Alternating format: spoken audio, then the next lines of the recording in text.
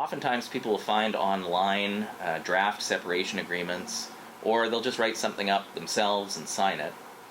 And I'm here to caution you that that is not a good idea. You should always make sure that any kind of agreement is viewed and reviewed with you by a lawyer. And the reason for that is there's lots of things lay people forget. And once you enter into a contract and you sign it, especially if it gets registered with a court and becomes enforceable as a court order, it's very, very hard to change. And oftentimes people forget stuff. They might say, yes, the parenting schedule is going to be Dad will have Mondays and Wednesdays and alternate weekends, with the expectation that as the kids grow up, it'll transition to more parenting time.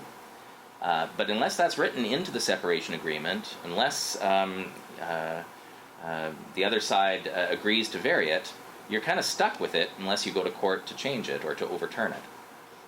Also, a lot of times people forget to include things like summer holiday access or a review of support, spousal support. Common rule in spousal support is that you can't change spousal support if it's entered into a consent order or an agreement, and usually you need to establish a material change in circumstance, meaning something that when you entered into it you couldn't have predicted would occur. And people assume they do this little agreement and they know that I'm going to retire in 5 years, and so of course spousal support will terminate in 5 years.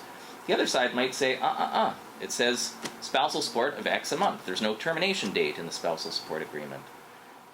And you retiring is something that you could have foreseen when you entered into this agreement. So obviously you knew it one day, retirement was a possibility, and you still declined to put a termination date for spousal support. Little things like that.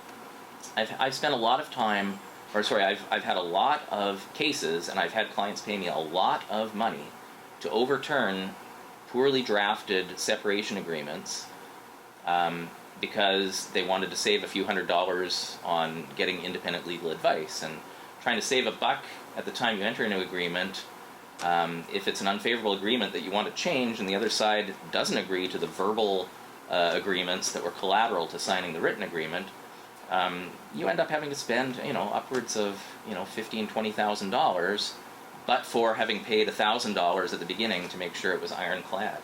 So that's just something I wanted to point out about separation agreements.